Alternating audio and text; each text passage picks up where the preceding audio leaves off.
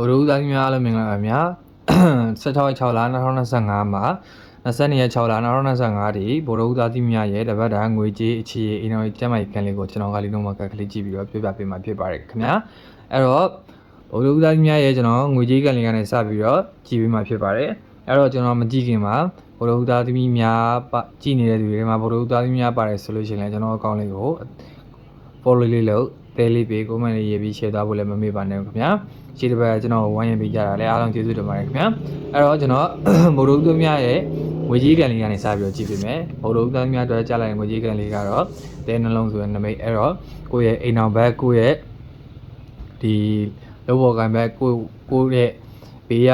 ပတ်ဝန်းကျင်ကြောင်းပေါ့နော်ကိုကဒီတပတ်တာကာလမှာလက်ရွှေငွေဝင်နေမယ်ဆိုတော့တပတ်တာကာလဖြစ်တယ်အဲ့တော့စိတ်ချမ်းသာစရာငွေကြေးနဲ့ပတ်သက်ပြီးစိတ်ချမ်းသာစရာပျော်ရွှင်စရာလေးတွေကြုံလာမယ်တပတ်တာကာလဖြစ်တဲ့ကြောင့်မလို့ငွေကြေးနဲ့ပတ်သက်ပြီးတိတ်ပူပင်စရာမရှိဘူးလို့ပြောလို့ရတယ်ပေါ့နော်အဲ့တော့ငွေကြေးနဲ့ပတ်သက်ပြီးပုံမှန်အဆင်ပြေလာစေဖို့အတွက်မိမိရဲ့မွေးနံတောင်းမှာထိပြုတလက်ကတ်လူပြီးတော့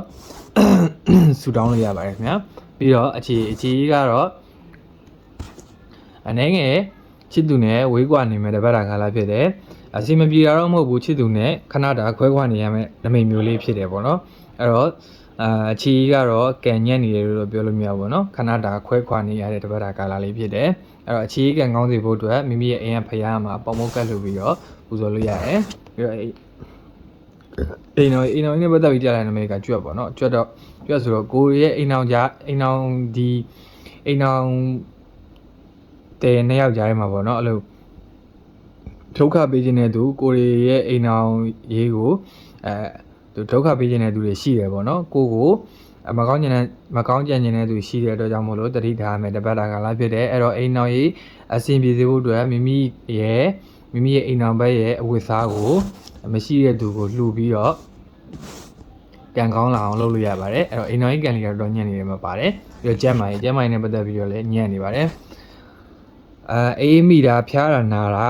ယောဂအဟောင်းပြန်ပေါ်တာပြီးတော့အတက်အသင်းတွေမှာကရောသဖြစ်တတ်တယ်အဲကြောင့်မို့လို့တတိထားမယ်တပတ်တာကာလဖြစ်တဲ့ပြီးလို့ရှိရင်ခလုတ်တိုက်တာနေပြီးတော့ပို့ပြီးတော့အဲ့လိုမျိုးယောဂကြီးမဖြစ်လာနိုင်တဲ့အတွက်ကြောင့်မို့လို့တတိထားမယ်တပတ်တာကာလဖြစ်တဲ့ယောဂအဟောင်းတွေပါလည်းပြန်ထားတဲ့တပတ်တာကာလဖြစ်တဲ့အတွက်ကြောင့်မို့လို့တတိလုံးဝကိုထားရမယ်အဲ့တော့ကျမ်းမာရေးပုံမှန်ကောင်းမွန်သေးဖို့အတွက်ဗုဒ္ဓဦးသားကြီးများကညဘက်မှာခွေးစာကျွေးပြီးတော့ကျမ်းမာရေးကောင်းမွန်သေးဖို့အတွက်ဆုတောင်းပေးပါအဲ့တော့ကြည့်နေတဲ့လူတွေအားလုံးကိုကျေးဇူးတင်ပါတယ်ခင်ဗျာကျွန်တော်အကောင့်လေးကို follow လေးလုပ်အသေးလေးပြီး comment လေးရေးပြီး share သွားဖို့လည်းမမေ့ပါနဲ့အောင်ကျွန်တော်ည6နာရီကနေပြီးတော့ည10နာရီထိ